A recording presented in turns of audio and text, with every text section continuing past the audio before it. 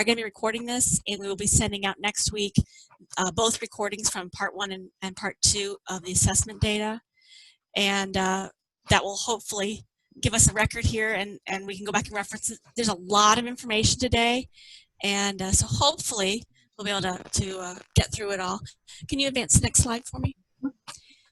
I know we've got some folks that haven't been on in a while, or are, actually I don't think we have anybody who's new to this process, but please make sure that you put your information in the chat box just so we know who attended the meeting today. We've talked about the community health improvement planning process that we've been going through with the map slides. And did I miss a slide? Oh no. And this is just the agenda for today. We'll go through a brief overview. We'll talk about the assessment, the qualitative findings, do some question and answer, give time for announcements. And then please record on your calendars. The next meeting is going to be a regularly scheduled Healthy St. Lucie meeting. At this point, we anticipate it still being a virtual meeting, but it'll be from 3 to 4 on June 11th. Okay, next slide. Mars, can you move me? There you go. Okay. Just for a brief overview on this, we've been doing this since June. We've done the CHA. We want to be completed by June 2020. We had our vision statements last summer and have been gradually working through the 4 map assessments. And look at all that. We've completed a bunch of them. We had scheduled the local public health assessment, and COVID hit, and we've had to postpone that. It's just really hard to do that in a virtual setting. We really need to have some key discussion with that to look at those strengths. So we'll be doing that a little bit later on in the year.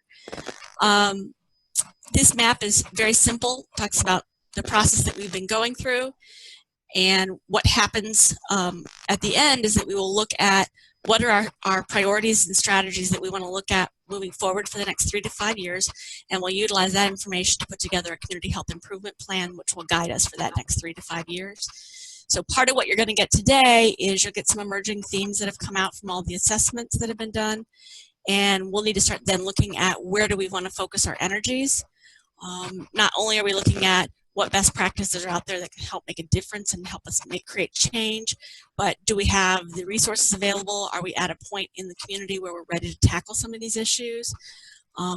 Do we have the community support to do it, but also do we have the financial resources and the people who can provide those interventions to be at the table? Next slide. And yes, I know I'm touching my face. Reminders that vision is that we want to be a community where we all come together to empower everyone to improve their health and well-being. This was developed last summer.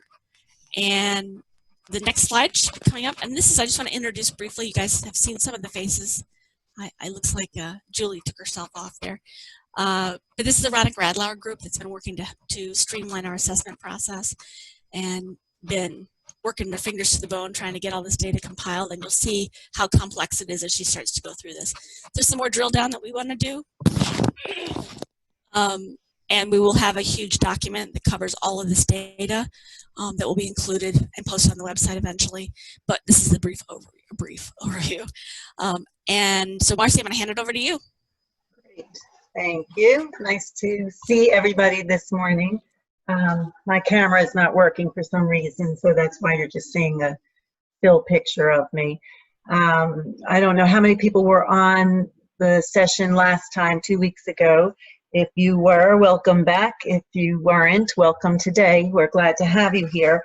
There were some comments made during the last session, and as Stephanie said, we do have that videotaped or recorded, and so that will be sent out to you. We are in the process of following up on some of those, some of the drill down requests that you had asked us for example, by zip code, and trying to drill down more by the Haitian population and race and all of those types of things. So that will be, as Stephanie just said, in the full report, which is going to be pretty extensive. So we're just kind of trying to prepare you for that.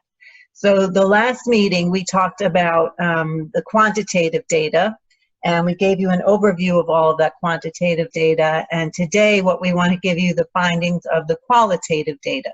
So we spent a considerable amount of time in a very short period of time between January and March, really, conducting a lot of different different ways, different methods of collecting this data. So we conducted focus groups, we did key stakeholder interviews, we did a community leader survey, we had a community resident survey, and we also did a forces of change assessment that was led by the department. And we're going to go over the results of each of these different methods that we used.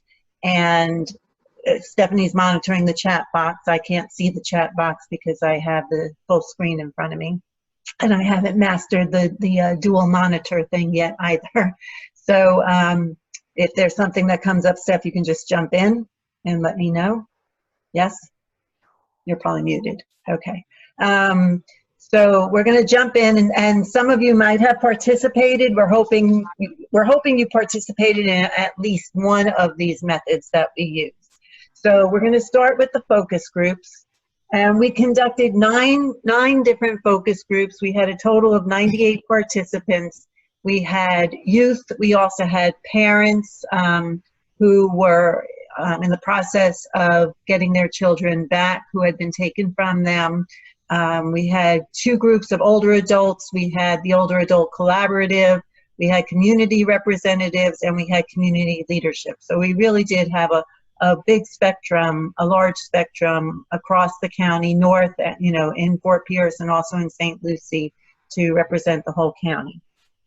So here we're going to go through strengths, we're going to go through challenges, and then we're going to go through opportunities for most of these different methods that we used. So in terms of the community strengths, and again, this is an overview, there's a deeper dive into the data that's in the full report, and obviously we can't go over all of that here, but these are the highlight. This is the highlight reel.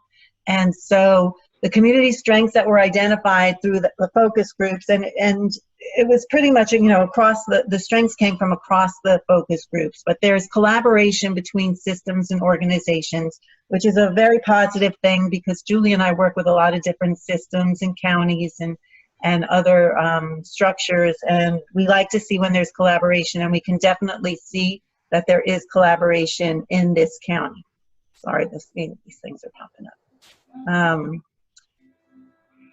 And there are a lot of community activities that are happening. There's great community leadership. There's been community growth in terms of the economy and population. We saw some of that when we did our quantitative presentation.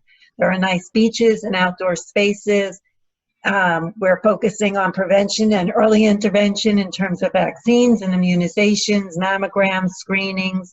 And there are supports and services such as examples, the Boys and Girls Club, the Lincoln Park Advisory Council, 211 and community resources, and faith-based support. And obviously we didn't include everything in here, but these are things that kept popping up. You'll also, though, as we go through this, you'll see that some of our strengths are also some of our challenges. So I want to interrupt you just quickly because I'm not showing that this is recording. Did you hit the record button? I did. Okay. It may just not show on my end. Yeah, it's recording. Okay, good. All right, sorry. Okay. Let me just move this thing out of the way now. Okay. And wait for that to go away. Okay. So, in terms of the challenges, and you'll see this throughout our presentation, the social determinants of health kept coming up as a lot of those challenges, and housing in particular, affordable housing, stable housing, access to medical care, poverty was a continuous concern, food insecurity, lack of access to healthy foods, violence, and transportation. Those were some of the social determinants that came out of the focus groups. In terms of employment, there was a lot of discussion around the need for a living wage. Last time we talked about ALICE and how people are may not be living in poverty per se, but they're one paycheck away or one crisis away from going into poverty. So, and the need for more job pipelines, education and skill training and those types of things. There's a need for more community-based services. There's a stigma around mental health and stress and long wait lists for psychiatrists. And also we need improved areas for outdoor space and road construction. So you could see in the last slide how we said that that was a positive. You're also seeing here that that was a challenge, and that was specific to Fort Pierce. One thing that I also want to say is that we did these focus groups prior to COVID. So we might have had, well, we wouldn't be doing focus groups live right now, but we might have had some different experiences had we done some of this data collection during COVID or where we are right now.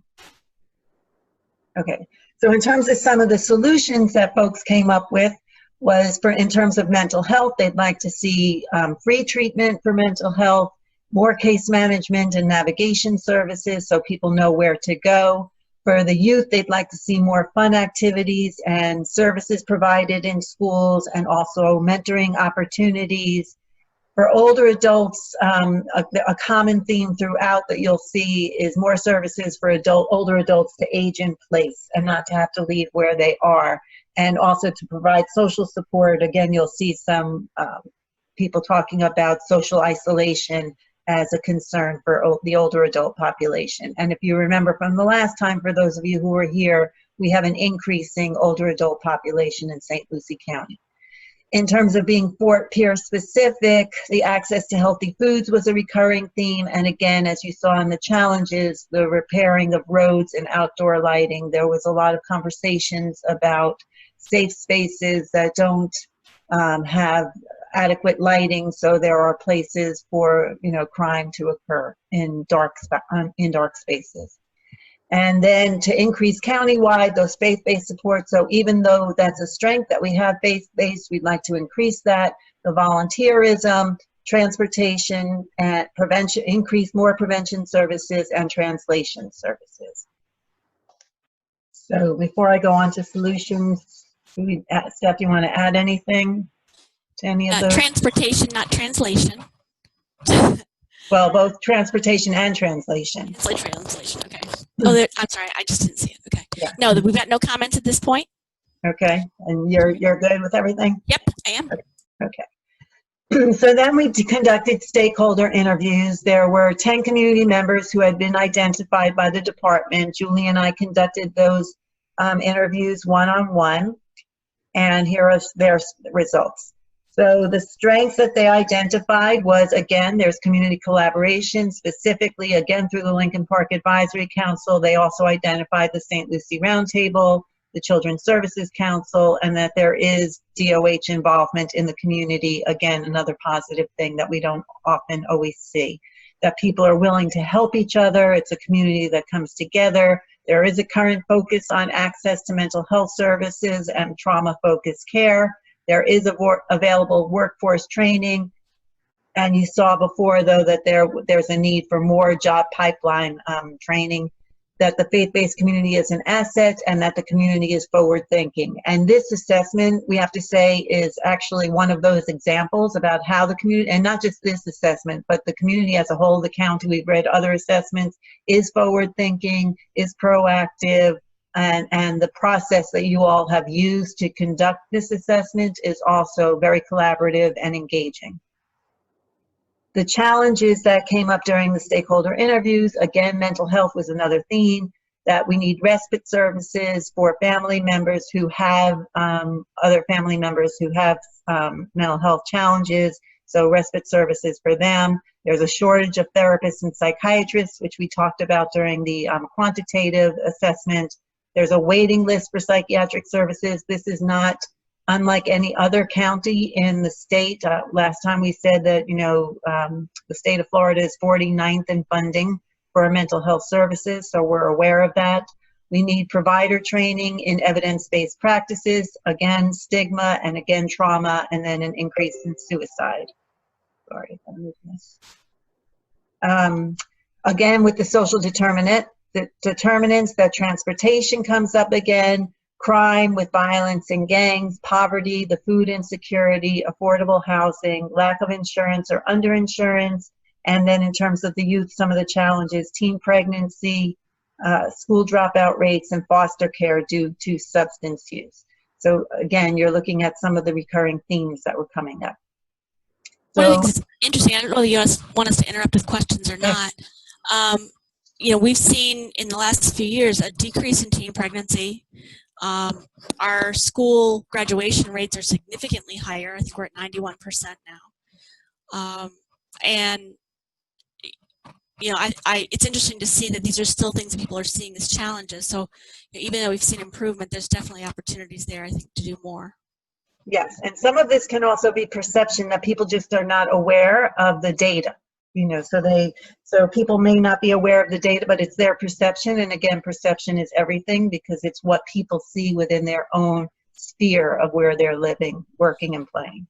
So maybe one of the opportunities here also is going to be doing a better job of talking about what's been done and what the declines are, because I think it ends up being at the bottom of our list to talk about what we've accomplished.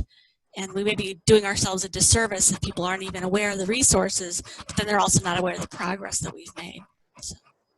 Yeah, and so maybe at the end, so maybe we could talk about the public health assessment that we are not able to do right now, because that's an opportunity to actually gauge some of that information, to get some feedback from folks about how we're communicating and promoting information. Okay, so continuing with this, in terms of additional challenges, the opioid crisis, some folks had talked specifically, and I believe that this was talked about last time during the quantitative session, that lack of prenatal care in North Fort Pierce, that women are going to Vero to get their services, and that we need more services for moms.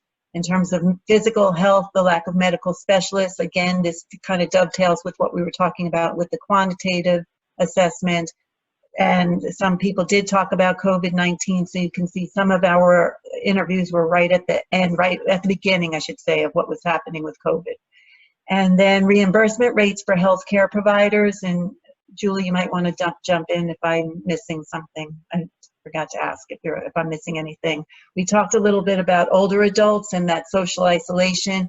And again, we talked last time about the differences between Fort Pierce and Port St. Lucie. This was also coming up during the qualitative assessment, that there may be a duplication of services and we need to pull resources, and we should look at those things. Jewel, did I miss anything? Nope, you're good. Okay. Okay, so in terms of solutions, some of the things that folks talked about was providing those trauma-informed services, having more access to psychiatrists, providing more case managers and navigators, having an integration not just between child welfare and behavioral health, but also between primary health and behavioral health. It's all health.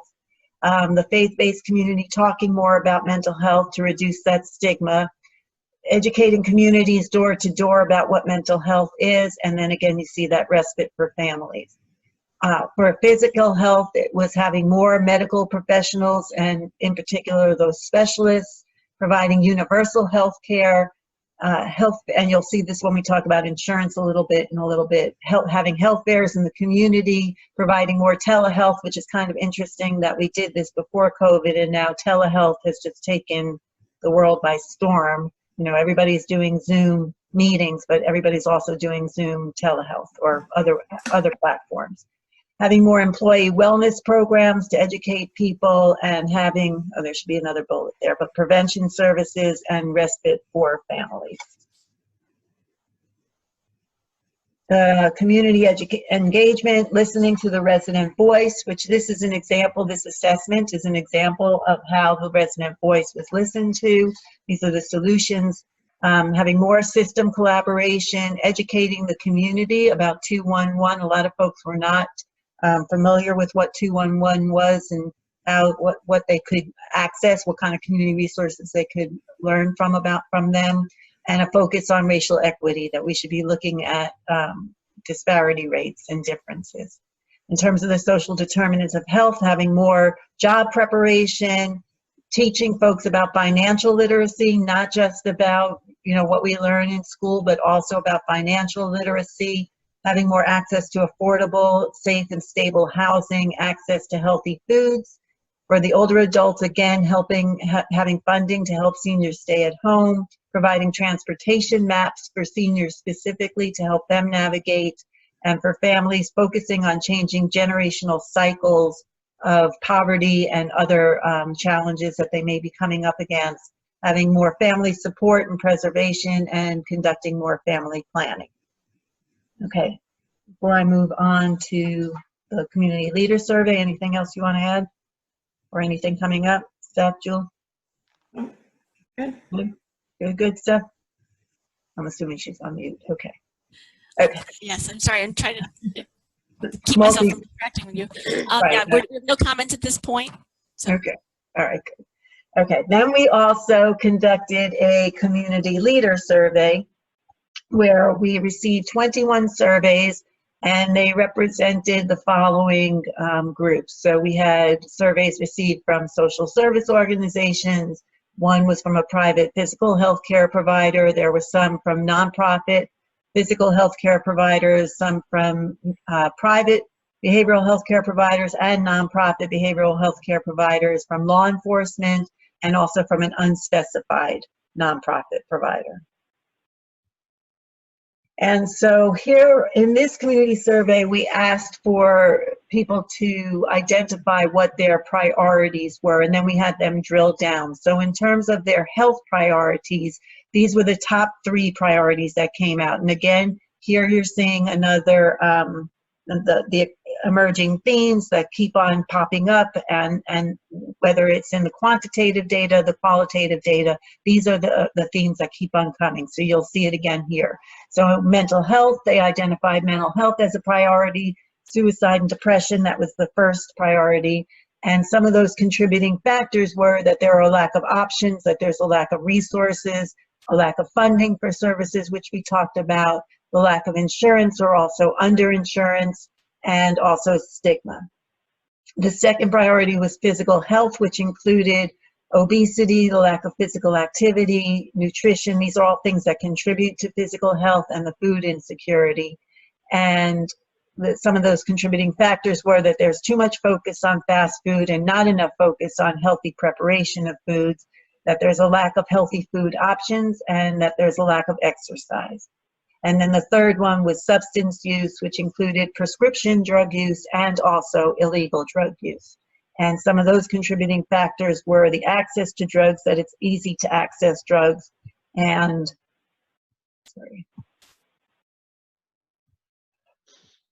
that also doctors are prescribing drugs, and they're not unchecked, and they're not arrested for over prescriptions of drugs. These are the pill mills that we had talked about, at least in Palm Beach County and Broward. And then also there are drug lords and crime. So in terms of the social determinants of health, these were the two priorities that came up. And again, you'll see there are themes here: the economic stability. And why? Because economic stability, especially regarding healthcare, it's crucial to every other health issue when we're talking about poverty or being an ALICE, that if we have economic stability, that's going to allow more people to access healthcare, and that if people have jobs, they'll be able to afford insurance and they will seek out healthcare. So, and then housing was another recurring theme, which included having, as a basic need, when you think about, that hierarchy of needs, that having safe, sanitary, and decent shelter is one of those basic needs, and that affordable housing also will help with the concerns of safety, family cohesiveness, and neighborhood conditions. So these are two of the social determinants that contribute to our physical and behavioral health. Then they talked a little bit about what programs and services were needed. Again, quality mental, physical, and dental health care, having affordable insurance, child care, workforce training, the neighborhood recreation programs, having early childhood programs, employment for adults with disabilities, assistance for those transition age youth. We talked about the integration between behavioral health and child welfare, low-income housing programs, and then increased educational and physical activity programs for young people.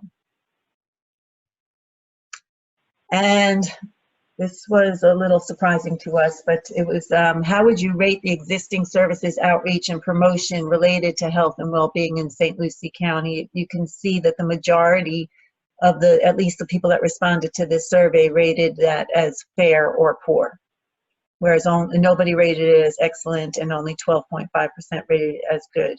And we're going to go back in the full report. You'll see actually how many people responded to this question, and so how many people actually rated that within that question.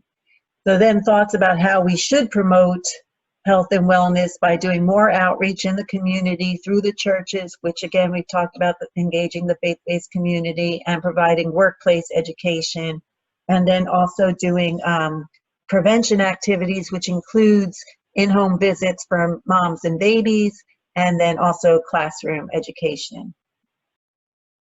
And finally, the populations and geographic locations not adequately being served included the low-income populations, homeless, children and youth, people of color, and then geographically Fort Pierce, particularly North Fort Pierce. Again, you're seeing a recurring theme, lower income areas, the inner city, and also rural areas. And then the final question that was asked here were the key elements for success included, again, employment opportunities at a decent salary and job training, having affordable health care and services, better transportation, providing more information and education, primary and specialty care access, again, in the North County, and free affordable mental health services. So that covers the community leader survey. Questions, Steph?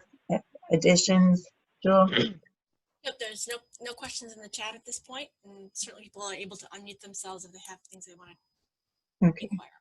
Stephanie, do you want to just mention about the people signing in? Yep, I think, well, I don't have everybody on there. If you're on the call, please do take a minute to type in the chat just to make sure that we are keeping decent attendance here. I know if somebody's calling in, they don't have access to that. Just if you can kick me a quick email so I know that you were on, I'd appreciate it. Right, and Stephanie, Yes, there was something that just happened Tuesday that I can talk about transportation. Do you want to wait till this is over, or do you want me to tell everybody now? I'll let Marcy make that call. Yeah, I think if you can wait till the end, that would be great, because there are some more things that pop up about transportation, I think. So that would be great if you just hold that. That would be awesome to hear. Thank you. Thank you. And I watched that meeting and I was very excited. So. Oh, excellent. Well, we're excited to hear about that too now. Okay. So I'm going to move on to the community resident survey.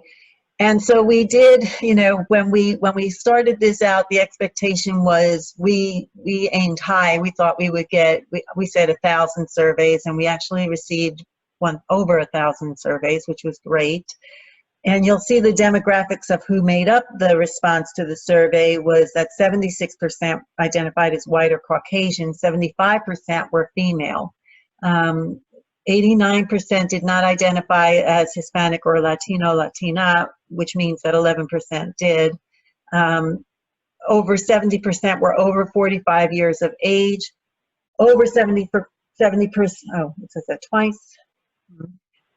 In terms of marital status, 60% were married, also 60% were working full-time, and the majority lived in Port St. Lucie, the folks who completed the survey. In terms of education, over half had completed college or had a graduate level degree, and then an additional 34% had some college but no college degree or a 2-year college degree, so they were pretty much educated. And over almost 60% had an average household income greater than $50,000. And the majority had households with no children under the age of 18 living at home, and also with no adults 65 years and older. So you can see that over 45 years of age respondents. In terms of transportation, again, as we talk more about transportation, the folks who responded to this survey, 93% of them drove their own car and had a commute time of between 15 and 30 minutes. And in terms of that eating and dining, 39% eat out at a fast food restaurant less than a few times a month, 42% eat at a sit-down restaurant a few times a month, and 94% prepare meals at home every day or a few days per week. For medical and dental care, the reasons, so we asked the question, if they needed medical care and did not receive it in the last 12 months, what were the reasons why? And their reasons were that they could not afford it, or it cost too much, or they couldn't get an appointment. In terms of asking the same question for dental care, they couldn't afford it or it cost too much, or they didn't have dental insurance. A lot of folks had medical insurance but did not have dental insurance. Many people said that they paid cash for their dental visits, as you see here. Most people that answered the survey had commercial health insurance for medical care, and the greater barrier to not having health insurance is the cost of health insurance.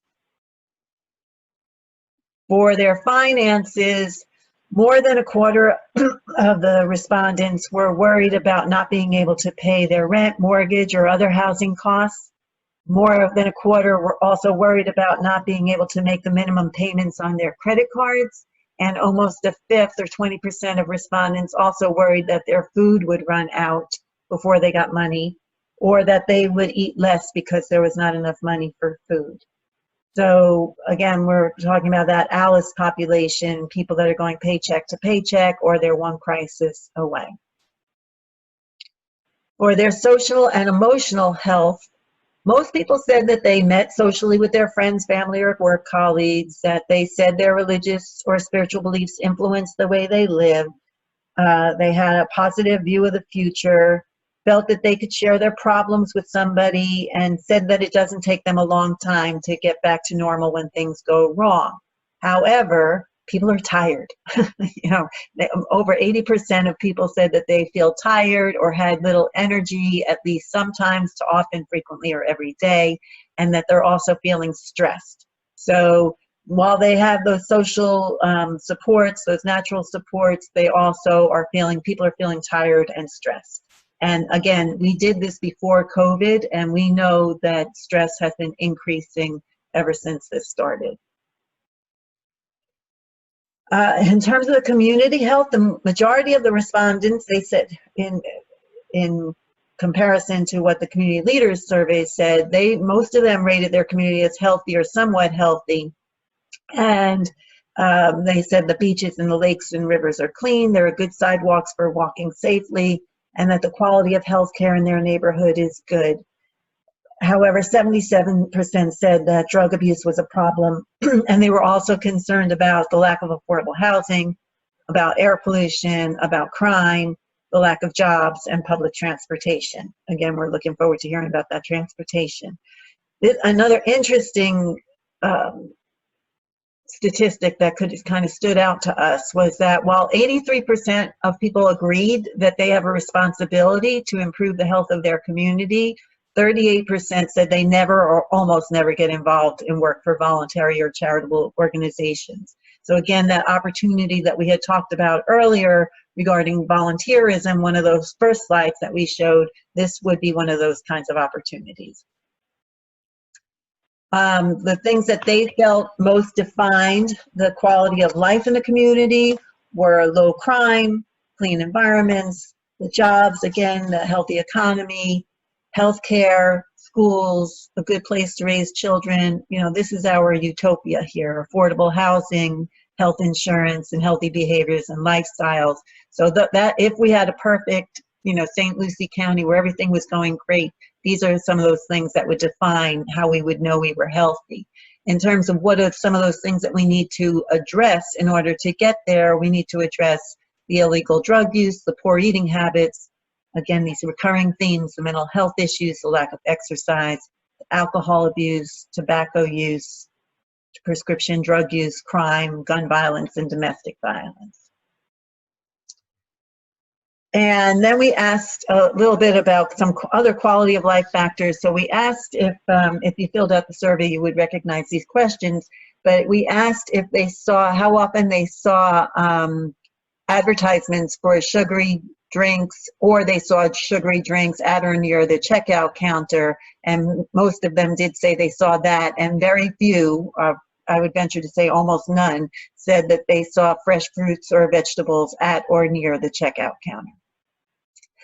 In terms of attitudes toward breastfeeding, people felt that mothers have the right to breastfeed their babies in public, and that breast milk was best for babies, but not everybody was comfortable when mothers breastfeed their babies in public, such as at a restaurant or a shopping center. In terms of mental health, most respondents said that they wouldn't be embarrassed to tell somebody that they had a mental health problem. So we're talking a little bit about stigma for themselves, and that they would know where to get help if they needed it. And also they believe that someone with a mental health problem should have the same right to employment as everybody else. However, almost a third of respondents said that they would feel uncomfortable living next door to a person with a mental health problem. Okay, before I go into the forces of change, anything there, Steph, Joel? Good. Good. All good. Nope, no comment at all. One observation is that as I'm looking at the information you're obtaining and then the demographics, it's clear to me that we did not reach the folks who we've already identified as some of our target populations in getting information from the survey. And that's a challenge always, but something to sort of file away for future reference to look at, when we do these again, how do we do a better job of accessing that information? And I was really pleased because we worked really hard to try and get that information out, but again, just based on my experience, it's often hard to get people who are working 2 jobs or, trying to just survive to take time to fill out a long survey and share their thoughts. So, I'm not sure how we can target that in the future, but something to think about. Right, so those are some of the lessons learned, that after this assessment is done, that we need to go back after we, do the strategic priorities. We need to go back and identify some of those lessons learned with feedback from the community about how to access that information better. One of the things that we also will be doing when we're doing the drill down of data before the final report is we can break it out by zip code, those surveys. And so we can look at the surveys that were returned from North County, for example, compared to those that were returned from the zip codes that were primarily represented. So we will be able to do that if that would help, if people want us to do that. Okay. So before we go into the forces of change, maybe Edgar or Steph, if you want to explain the forces of change assessment. Edgar, I'll let you tackle that one. Yeah, I can explain. Let's see. Get my place here. The forces of change is another one of the 4 assessments that are part of the mobilizing for action through planning and partnership process, also known as MAP. It's another public health planning tool, and the information from the assessment helps us understand some of the community trends, events, factors that are playing out in the community that are present in time, or they may have occurred in the past and are still making some impacts in the present and perhaps will make some impacts in the future. So identifying these forces do help communities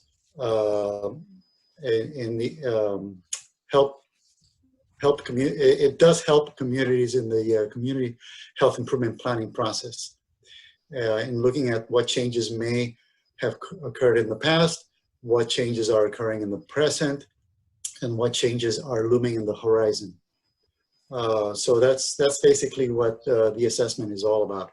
It's sort of like looking at opportunities and challenges in a different, with a different lens, if you will. I don't know if that can help clarify what the forces of change assessment is all about. What I love about this is that we look at what we anticipate, but none one of us anticipated COVID happening, and that's a huge force of change in everything in our world right now. So I'm curious to see what these look like. Okay. Yes. So the way it was conducted by the department with the coalition, and there were a series of meetings that were held, and just like what Edgar just said, identifying those trends and factors that might affect. So this is a summary of the results of those several meetings. So, and again, you'll see some of these recurring themes. So some of the major ones that popped out were employment, that some of the challenges are the lower wage positions that we talked about earlier, the training and education, needing of experience for higher level positions, again, the lack of access to higher paying positions, and then the challenge to attract new businesses. If we want to attract new businesses, we need to have qualified employees. And again, that perception of high crime rates. And perception has a lot to do with these things. It may not be accurate, but it's perception. Minimum wage insufficient to maintain, the survival budget, we talked about Alice, and then students leaving post-secondary education with student loans. So they have to pay back those loans, and that creates challenges. In terms of the opportunities, there are parts of the government and the business community that are recruiting new employers. They're helping others to expand. We are expanding public transportation. Again, we're going to talk about that at the end. Excited to hear about that.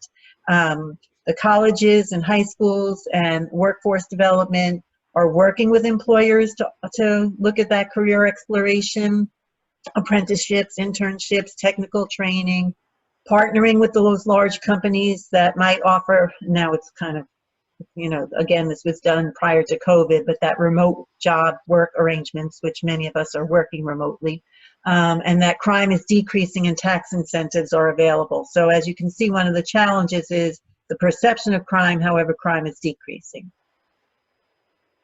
For vaccinations and immunizations, again, this was done pre-COVID, but the challenges were that folks were not using medical treatment or going in for preventive care, and high medical bills, which might affect people's credits and funds for their basic needs. So therefore, they're, again, not accessing that medical care.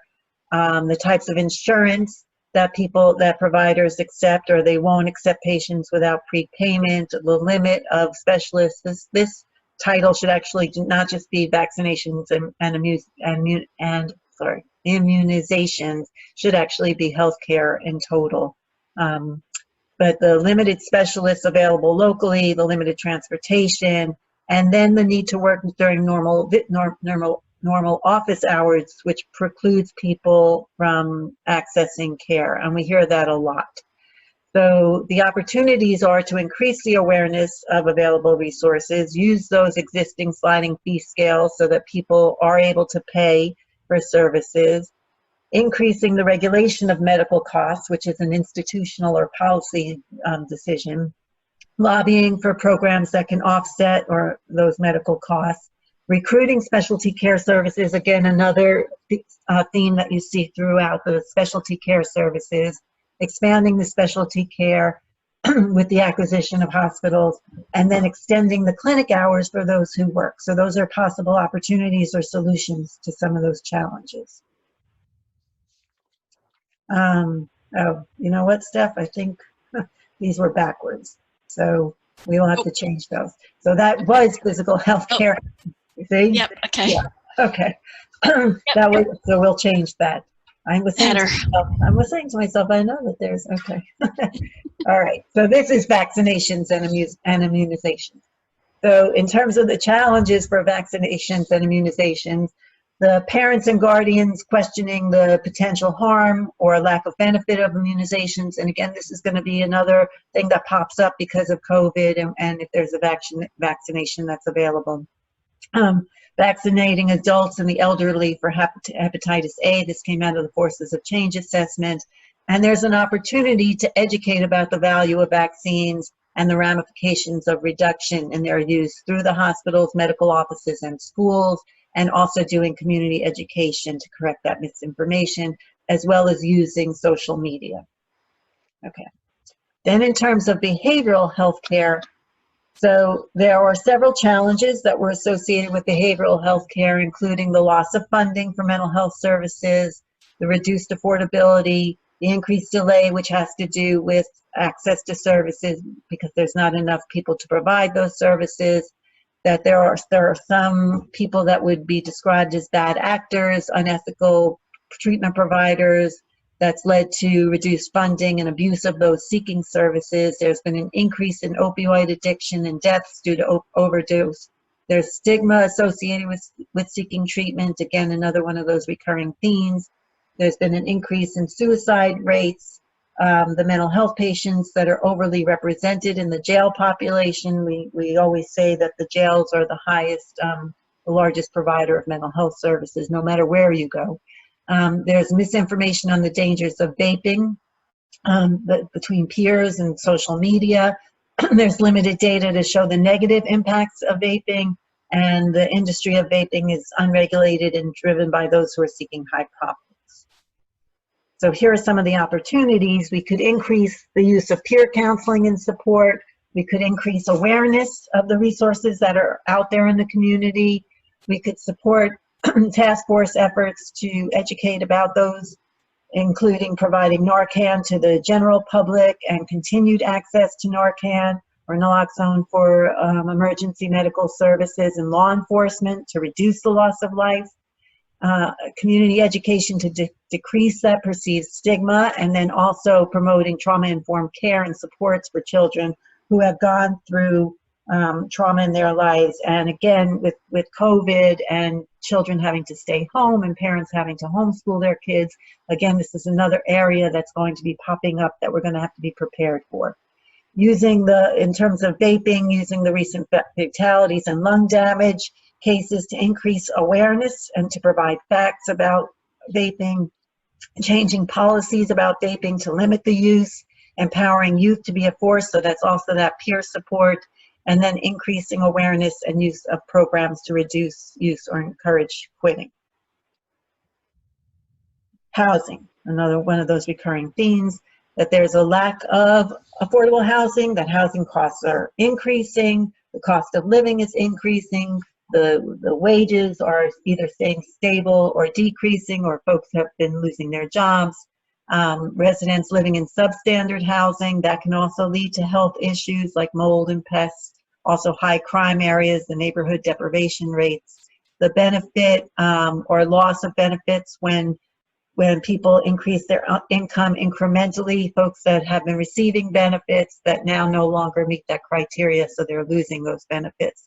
And so the opportunities, and I think there's an update on this as well, to stop the state, the sweep of the Sadowski Housing Fund to allow funds that were supposed to have been given to communities to fund repair and creation of new affordable housing opportunities. So there may be an update on that as well that somebody may be able to give. And then also appealing to the legislature for funding to help veterans and families. And then also looking to those gap filling programs so that families can become self-sufficient. The growing older adult population, again, another one of those populations that we need to focus on. Some of those challenges that without supports, this can be challenging to aging in place, which we talked about earlier, that there are increasing rates of dementia and Alzheimer's. And if you remember when we did the quantitative assessment, you could see the contributing factors, the 10 highest contributing factors, and you saw that Alzheimer's was in the middle. The limited incomes resulting in food and housing insecurity, the loss of ability to drive, which also leads to social isolation, their inability to access medical care and food, especially now also with COVID, not being able to socialize with others or be able to go out into the community. So what I just said, the coronavirus epidemic, which has a higher fatality rate among the older adults. And if you also remember, we talked in the quantitative about the decrease in nursing home beds.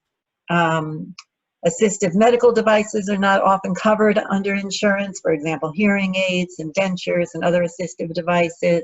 And there are opportunities. So we can increase awareness about programs and other organizations. We can increase awareness about SNAP and home health and day programs. We can create age-friendly initiatives to improve the community support for transportation alternatives. And you also remember we talked a little bit about transportation maps in one of the earlier slides, more accessible built environments where folks can get around easier, increasing the community awareness of the signs and symptoms of dementia so that people can provide earlier detection and then treatment, offering those supportive environments for older adults so that they can stay independent and remain independent, and also to engage with others, and then increasing the awareness of wellness activities to ensure quality of life. Just as an aside, I can say when we did the focus groups at the with the 2 older adult focus groups, that was for them, that was how they stayed connected and healthy, was going to those centers. And so that they said that those have really been life-saving for them. So being able to increase the awareness of those activities is great. Okay. The access to healthy foods and water quality.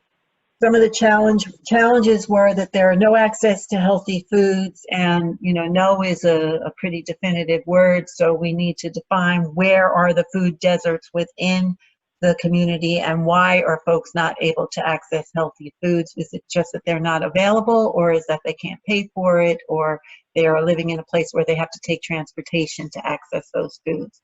That there have been funding cuts to programs, that there's limited income, there's pollution, for example, the septic systems, plastics, litter, fertilizer, which may impact the drinking water, and that the algae blooms are resulting in a loss of tourism. So those were some of the challenges that were identified by this group. And then some of the opportunities that were identified are an opportunity to reduce food waste, to divert,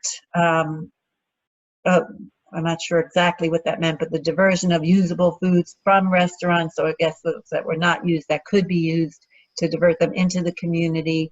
Community sharing, donate a row produce, so the community promoting that and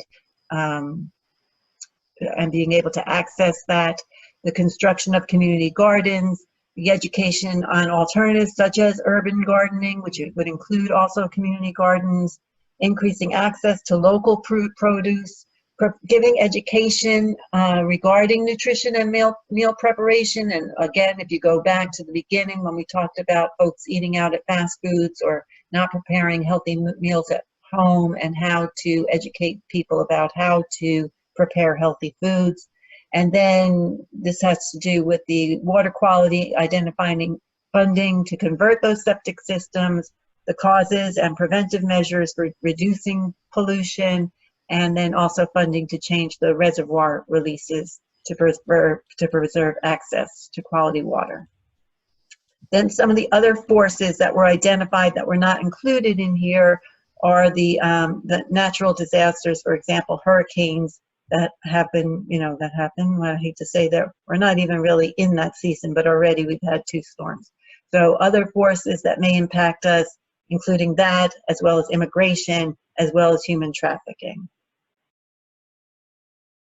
So wait, before I do this, anything to add to that, Edgar, Stephanie, that I left out that you want to add? No, I think you have covered the areas that are, comprehensive. Okay, Steph?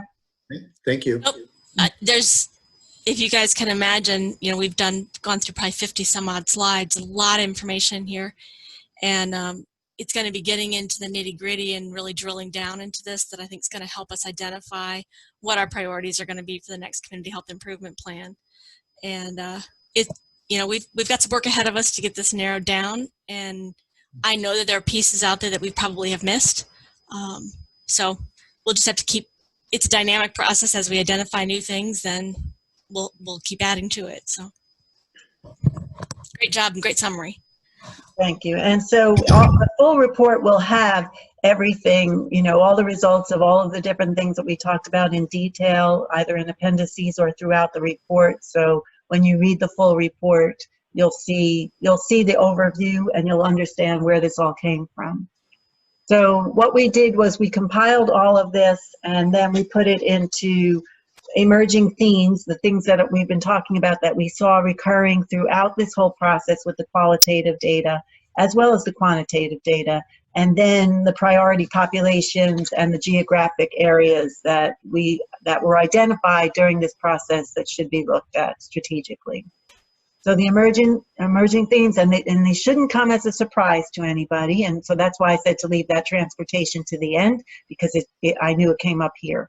So focusing on mental health, housing, the insurance, the employment in terms of living wage jobs, focusing on substance use, including the vaping, physical health with the access to specialty care, looking at nutrition and food access, the neighborhood environments, transportation, and then those prevention services, which includes education, screening, and early intervention. And then the priority populations and geographic areas were included the older adults, children and youth, disadvantaged population, which includes low income, underemployment, underinsured, and people of color. And then the geographic areas within the county to focus on are North Fort Pierce specifically, folks mentioned, the rural areas, the inner city, and those areas that had lower socioeconomic status.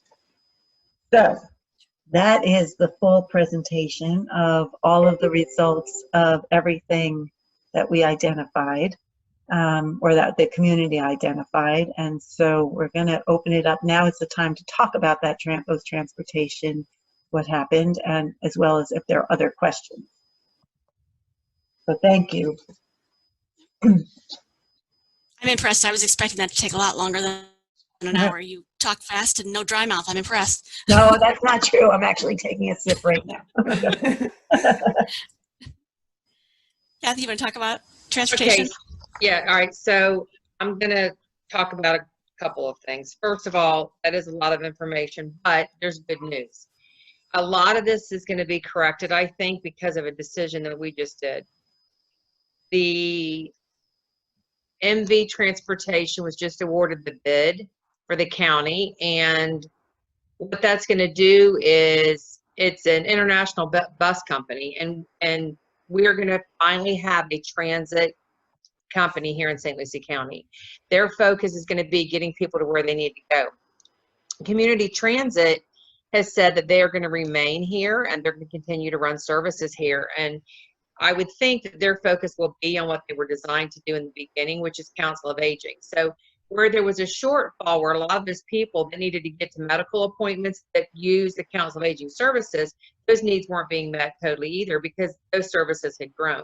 So now we will have a transportation bus system, and we will have another community transit remaining to stay focused on the medical needs and the dialysis patients and the elderly. So we are getting ready to go to the next step, and that was our weakest link here in the county.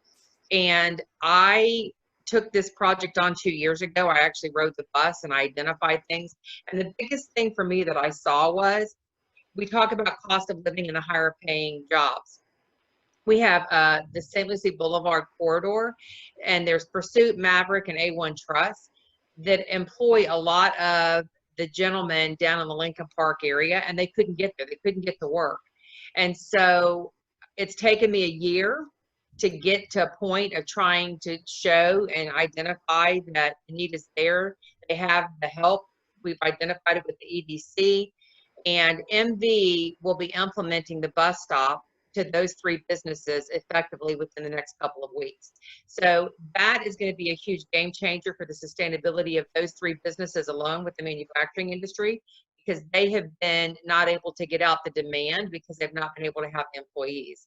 So the Lincoln Park area is going to have some bus stops added so that those young men can get to work. Those jobs are higher paying jobs, $8 to $9 an hour. They come in the door at around 14 or 15. They have benefits, they have health care, they have 401k. So it's going to take these young men, and it's going to be able to say, listen, we can dream and we can now succeed because we can now look forward to building a home, or we can buy a home. And so you're going to see a lot of really great things start to happen, I think, in the Lincoln Park area as well as North County, because that's the focus, I think, over the next couple of years with our airport and the Lincoln Park area of what I have tried to focus on to get those gentlemen to work.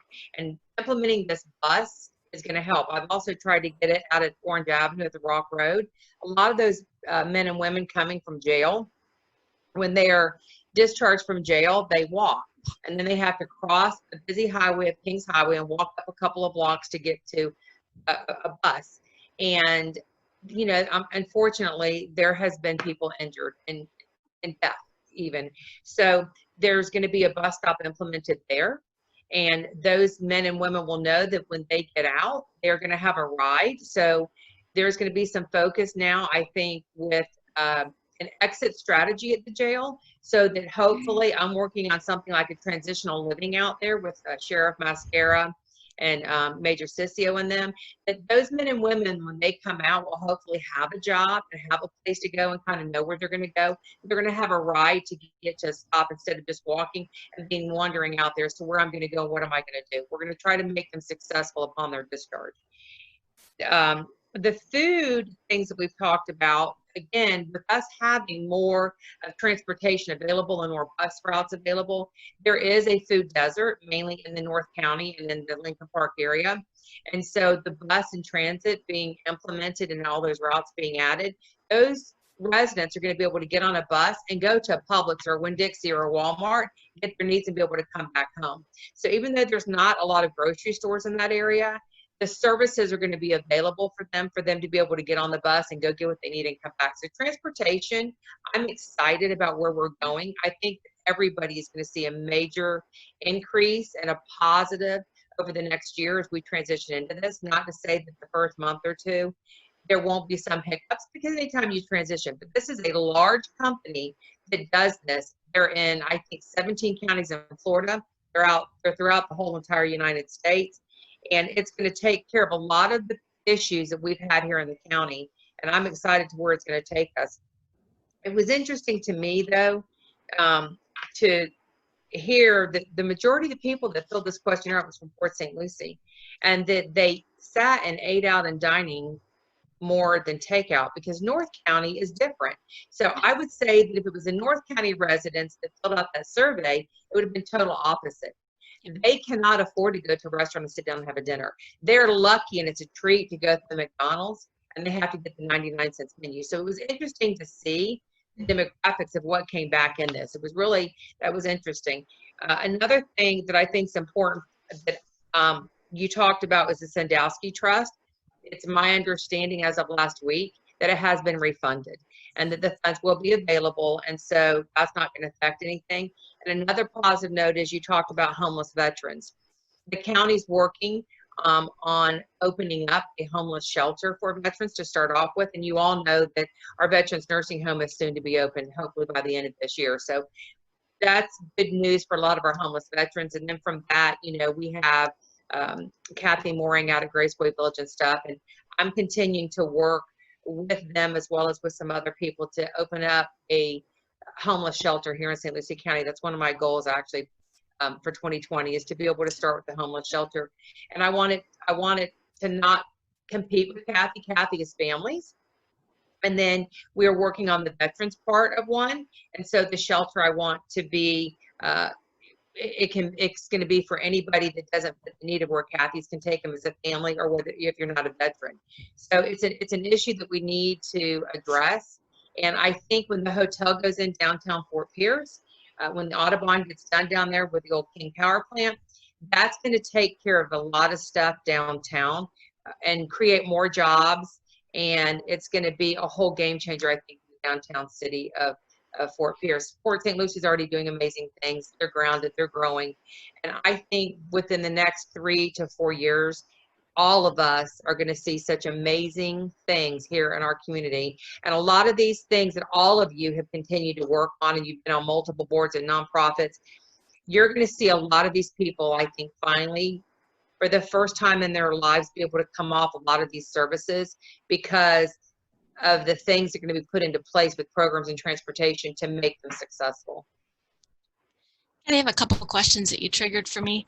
One is Adams Place, which is the Salvation Army's homeless shelter. Yes. I know that more than half of the folks that they've been serving have been veterans. Yes. The huge referral base coming in from them. So I'm excited to hear that there's going to be opportunities in there for that as well. And I know that they're presenting, I think, to the board on June 2nd, because at this point they haven't gotten the funding they need to be able to stay open. So I'm hoping that, however, whatever funding we identify for a veteran shelter, that we're able to get the community behind that and be able to identify the resources to keep it open longer. Because I think once you've had it out there and then it goes away, people, again, it falls off the radar. People don't realize how important it is. So I'm glad to hear that piece.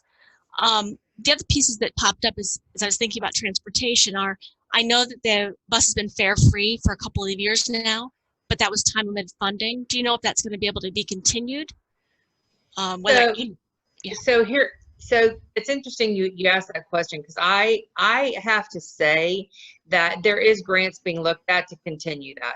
Good. It is being done, and Mariah does an amazing job of going after those grants. I mean, she's a rock star. Her and Kathy both are.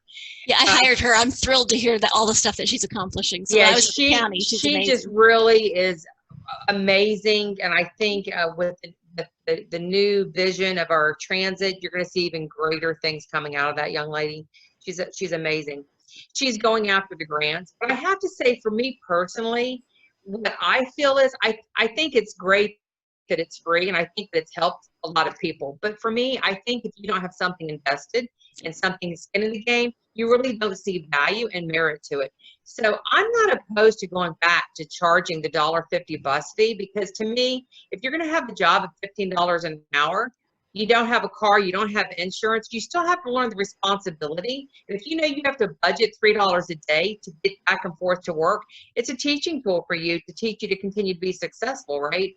So it's like I've had this conversation with them. I think it's a wonderful thing, and I think there was a need for that. I think it was a great pilot, and if it happens again, that's a wonderful thing.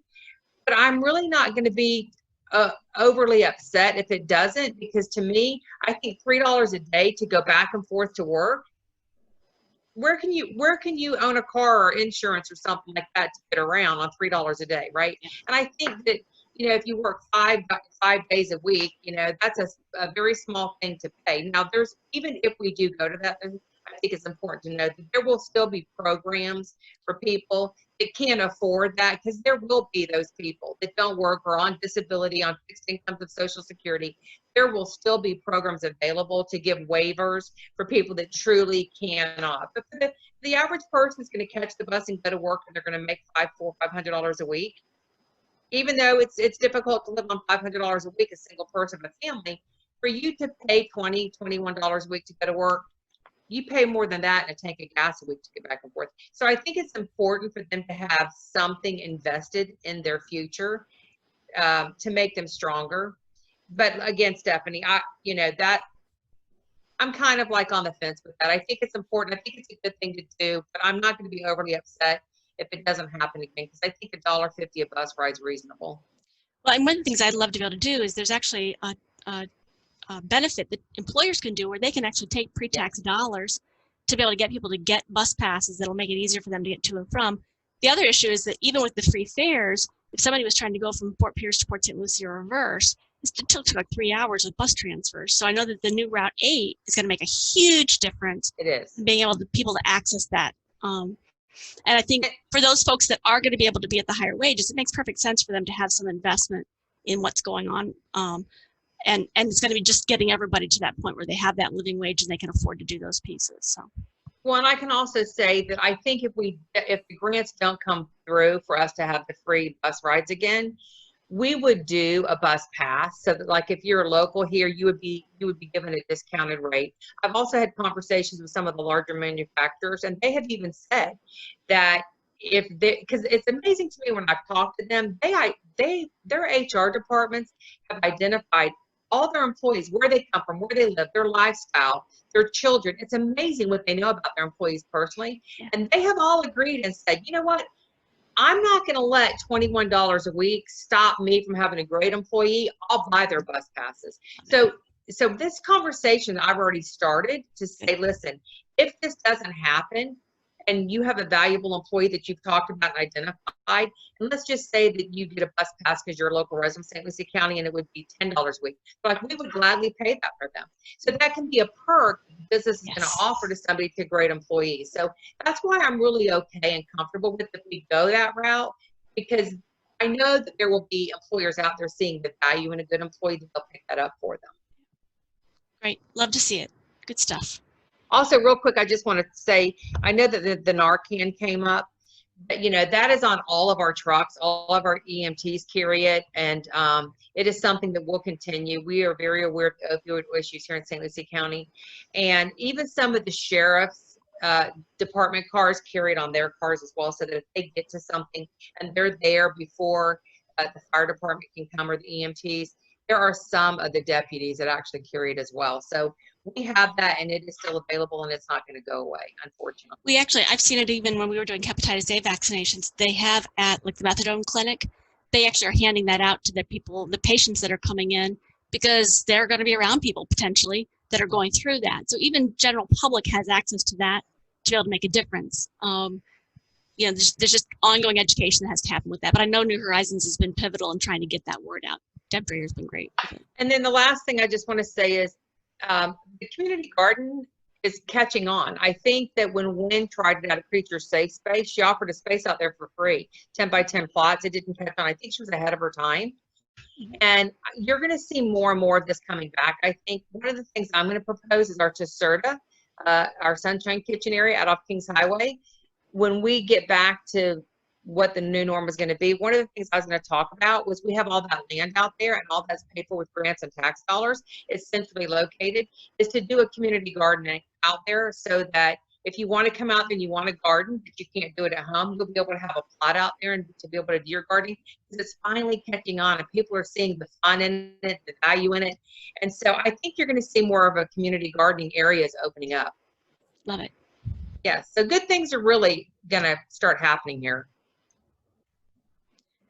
And I know that we've also, City of Fort Pierce has been working on a local food, local places action plan that includes some components with that as well. So love to see us being able to make some significant impact in those areas. It's awesome. Yes, I think what we need to do is we just need to somehow figure out what we're going to do to increase the awareness to the group that needs these services, and maybe having a town hall meeting or something. And if you ever want to do that, I can get you the Penn Center, I can get you our chambers. I'm happy to get all those for you, no charge. Let's try to put something together to bring the community in, to make them aware of all the services that are going to be offered. Maybe have booths set up where you can have somebody from transportation there, and somebody that's going to be overseeing like a community garden area there, and kind of have like a little day that they can come in and know all the services that are going to be offered out there, and help bring awareness to them and let them know. Because as much as you try, as much as everybody tries, because you all work very hard, it's amazing to me when I talk to people that they still don't know about what we offer here.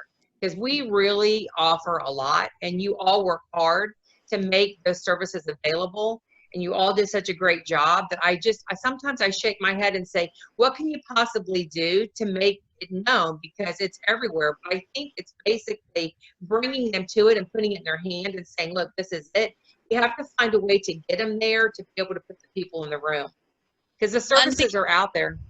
I think one of the things that as I've been doing this for a number of years, there's lots of reasons why people don't come.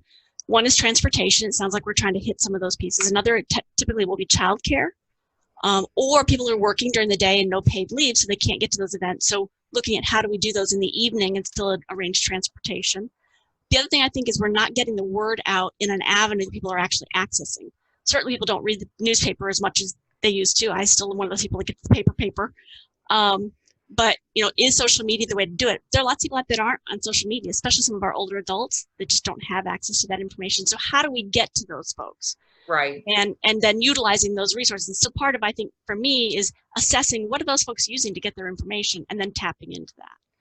And I think I agree. Transportation will help them get there. Having it at night's not a problem. I can get you the room. Okay, so let's work on that. Let's try to do something.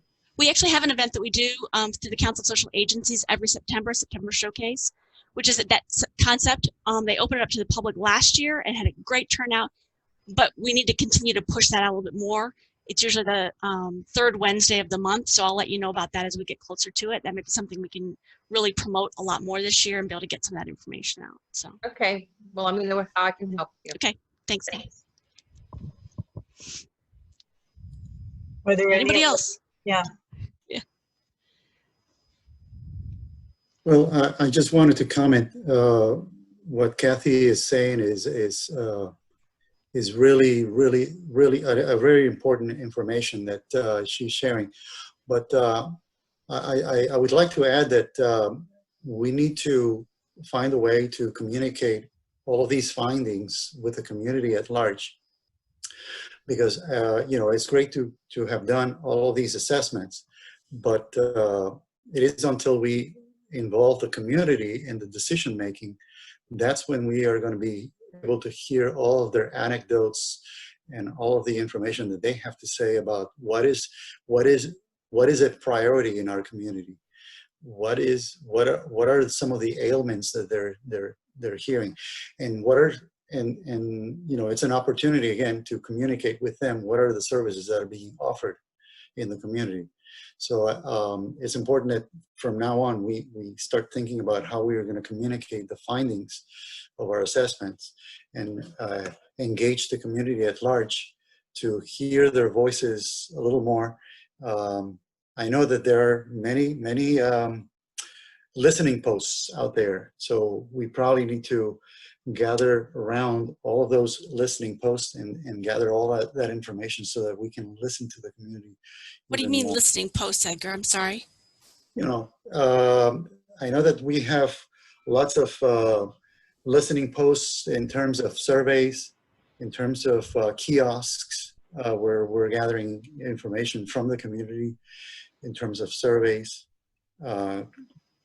customer satisfaction surveys, social media posts that are out there. There's a lot of venues that we can probably utilize to be able to engage the community. And I think that's a really good point. I think it ties back into what we were just saying about how do we get the information, what are people utilizing to gain their information, and tapping into that. One of the things I've been working on is trying to update the website for Healthy St. Lucie so that we can show the dashboard and we can get this information out there. There's a financial piece that we haven't navigated quite yet, or at least successfully found a solution for, but to have an interactive dashboard where you can actually include that information and be able to allow people to drill down into it and then actually be able to show what are the interventions that are happening, how do people get involved with that. But again, you got to be able to drive people to that website to be able to get that information. So again, I think that you're right, the bones are there. We just need to figure out how to access those most effectively. Yeah, and that's a good point, because for both of you that the people that completed the surveys, the people that were participated in the focus groups, especially, closing that feedback loop and letting them see that their voices were heard and listened to is really impactful. So if they can see that they actually had a hand in helping the county make these decisions and that they're actually seeing some improvements, that also empowers them. So yeah, that would be great. The other piece I think that came through when I had the pleasure of being able to participate in some of the or at least observe the focus groups, was people are excited that we're asking the questions, but you're right, that feedback loop. They're like, yeah, don't ask us these questions, get the feedback, and then do nothing about them. Right. And again, we're not doing nothing, but we're not doing a good job of communicating back to them where that impact that their feedback had. And the other thing I heard repeatedly as we go through this process is that, you know, what happens when you create a program, the program goes away, then the impact ends. So really looking more at not creating a program, but creating that culture of health, then is going to be supported more comprehensively throughout the entire community. And that involves, you know, policy changes and really working to educate people, but then also having them apply it and integrate it into their everyday life. And that's a longer term process. But I think that's where we have to go if we're going to see long-term change happen. Exactly. Okay, any other thoughts, comments, questions? Again, you can always email Stephanie if you have any other thoughts after because this is a lot of information to digest, and this is just the overview. So when you do actually see that full report, you'll understand where all of this came from. But we are going to be in the process of putting together that final report now. So we'll have the final report to us by June 30th, so hopefully making it available in July. And if you want to go to the next slide. Yep, there you go. Already there. Yep, good. Thank you. The setting the priorities is going to be important, you know, and as we start looking at what are our priorities, we've certainly got emerging themes, but what's the capacity to be able to address these emerging priorities? What are the best practices and evidence-based interventions to help address those problems? We don't need to reinvent the wheel, but we need to know what's out there, what's working, and then do we have the capacity to be able to implement those? Do we have the right people at the table? And will the community support it? We talked about NIMBYism a little bit. We didn't put it in those terms, but having homeless shelters is wonderful, but the pushback often from the neighbors is, I don't want them here. Yeah, it's a great idea, but I don't want them here. And how do we address that? One of my favorite quotes is, you don't know what you need until you know what you have. So being able to identify who's already doing some of these programs, do they have the capacity to expand? Or do we need to start looking at other avenues to get those resources to the table? A lot of pieces. You can start to see the thought process. So, you know, setting priorities is going to start in June. We'll have the final report by the end of June. And then we need to look at how are we going to put all this together in a community, you know, health plan. And then look for how are we going to find the resources, who's going to, you know, make this stuff happen. One of the big things that I've learned through this whole process is it's not about the health department, it's about community health system and all the partners that come into play with that. So making sure we have the right folks involved in those discussions is going to be really important. But I have a question to ask about the local public health system assessment. We haven't done it yet, and that's a very key important assessment. I know we can start setting priorities, you know, and the June 11th date is, you know, it is appropriate to start setting up priorities, but how are we going to, I think my idea is that we still need to do the local public health assessment and then calibrate the priorities that were set in June 11th with the assessment. Agreed. Yes, that's definitely a key part of this. The unknown in all of this is COVID and not knowing where we're going to be and how we're going to go about facilitating all of that effectively. I think necessity is the mother of invention, so we're certainly working to identify strategies to make that happen. But I don't know about you, but every day there's something else that gets thrown at us with COVID, and so other pieces have to fall by the wayside. So again, that prioritizing process that all of us go through every single day. So I agree with you. I think that's going to be an important piece. It's just going to be a matter of when we make it happen. So, and we don't have to have the final CHIP plan done until the end of December. So the hope is that we'll be able to get these pieces in place and make things happen. So, okay. Right. I think that was the big pieces. I know we threw a lot at you, but if you have any questions on those folks. I think I told you we'll be sending out the links to the recording so you have that information. Any other announcements that come up? Anybody that have anything that you want to throw out here? I saw in the chat box that Sherry Siegfried talked about the food programs that are available and some of the child health care stuff. So thank you, Sherry. You're one of our biggest advocates for those resources. Thanks for sharing those. Anybody have anything else? I just want to say, if anybody's interested, the Independence Classical Academy Charter School is getting ready to open up. They're still taking applications. So for some families that have children that don't really succeed in public schools, but they do better in a charter school, it's another option for some of these families. What's it called? I'm sorry. Independence Classical Academy on Jenkins Road. It's a charter school. It's free, no charge, and it's more of an individualized curriculum for children, so they can work, like if they overachievers, if they're underachievers, the teachers have the right to teach in the classrooms. So their concept's great. So anybody and I haven't heard of it, so I'm like, wait a minute, I want to know about this so we can get the word out to people. That's great. Independence Classical Academy Charter School on Jenkins Road. It's going in next to the new KOA. Okay, great. And they're taking applications.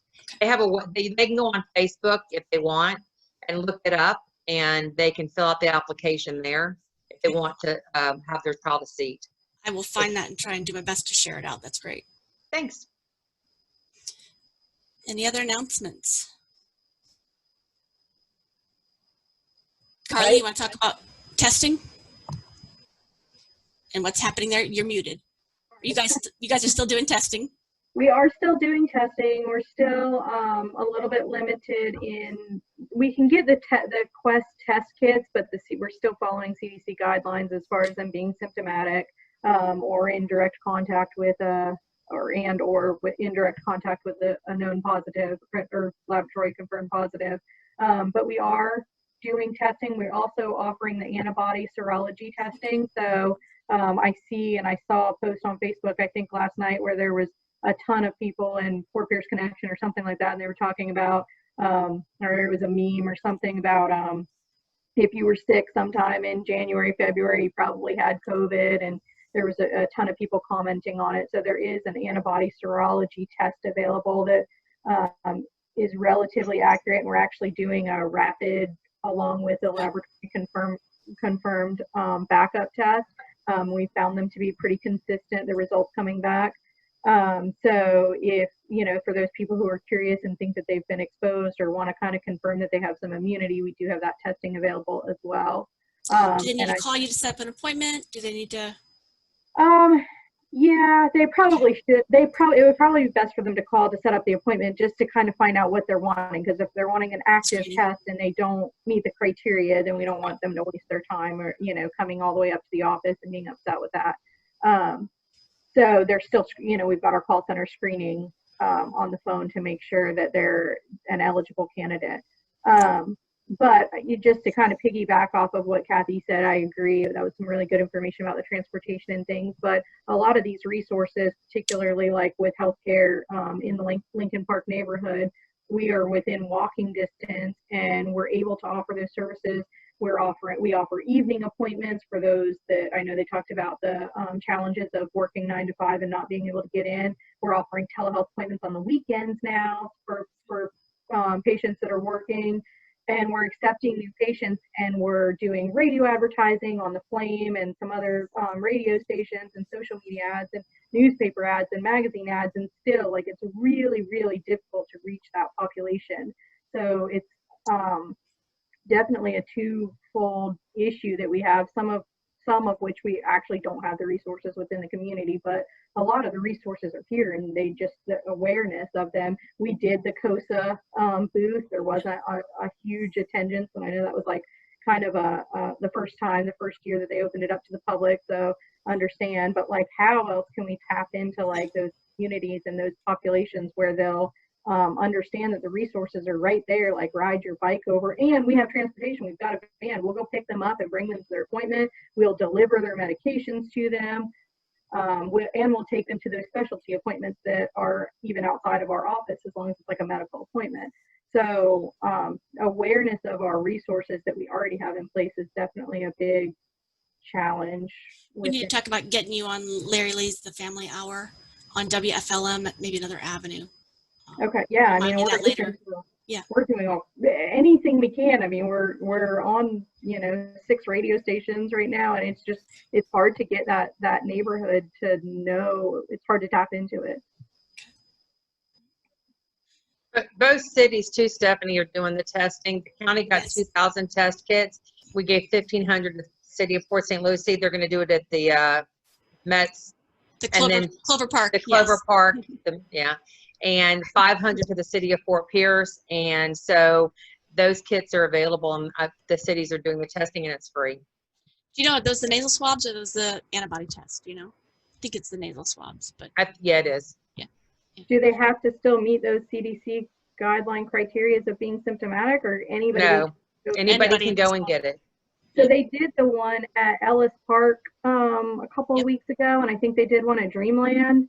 Yes. But I heard that the attendance wasn't all that great. Oh no, it's not what I've heard. I've heard it was really packed. It was overwhelming.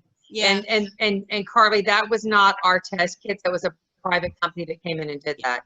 Okay, but still testing in that neighborhood. Yeah. No, there was a turnout. A good turnout. Yeah. Okay.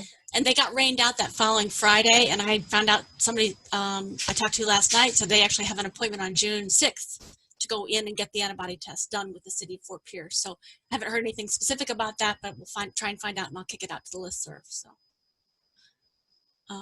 if anybody's interested, I still have hard copy flyers on COVID. I know a lot of us aren't having FaceTime out there with people, but if you want any of those to distribute, it's on vulnerable populations. We've got hand washing posters out there. Just let me know what you need and I'll be happy to get them to you. Steph, can you send me the PDF versions of those so that I can Absolutely. use them for social media pages? I think, Yep, I mean, you I've got been it. checking stuff as I've seen it's been posted on like DOH page, but Yeah. And it's actually, I think I sent it out to the listserv, but I'm happy to, I'll send it to you again. No problem, dear. Are you not getting listserv? I was getting them for like the longest time, and now I don't know if something like updated with our securities, but I haven't seen anything from listserv for a while, and I know All there's right, got we need to fix that. I will try and send an email to Leslie George and see if we can get that fixed for you. Okay, I'll reach out to my IT team too to see if we can. But I'll send you the email so you've got the information you need. Okay. Okay, appreciate that. And Carla, if you need anything from the county side, call me, because if I can get you something you need or help you do something, even with Eric and our communications, to push something out, a public service announcement or something, let me know. Yeah, absolutely. Are you guys on Nextdoor yet? Do you know? I'll call you later. We'll talk about some other avenues too. So. Okay. We just brought in a new marketing person. She started like, I don't know, 3 days ago. So definitely we're kick her my way if you could he or she, and okay. I've got some ideas we can try and tap into with that. I wanted to let you guys know too, just briefly, as of yesterday, the Fort Pierce response rate for the census is only at 46.5%. That's and bad. PSL's at 68%. So, again, please try and get the word out. That's dollars that we're going to potentially lose out on by not having a complete count. So any opportunity to get, please kick that information out. Can you, what's the due date? Can you remind me what the end date was, or did they extend it? It's going through October at this point, but now they're going into the home visit stuff, but that's being limited because of COVID. Right. So trying to really get the word out and encourage people to either go online, they can call in to do their census report, any number of things. So I'll kick you that information. That also went on listserv, but I'll get it to you. Okay. Okay. Sorry, guys, I didn't mean to monopolize. I know we're over our time, but I wanted to. No, that's good. It's good that you put that out there. Yeah. Anybody else have any announcements? We will be sending out the link for the June 11th meeting. If anybody has any questions, please feel free to kick me an email. My work phone number is 772-873-4923, and most of you already have my cell phone. So, Marcy, anything wrap up? I don't think so. We just appreciate everybody's time. We're excited to see where this goes, and we're excited to see what happens. So thank you, everybody. Thanks, everybody. Have a great day. Yep, and great weekend. Talk to you later. Take care. Bye-bye.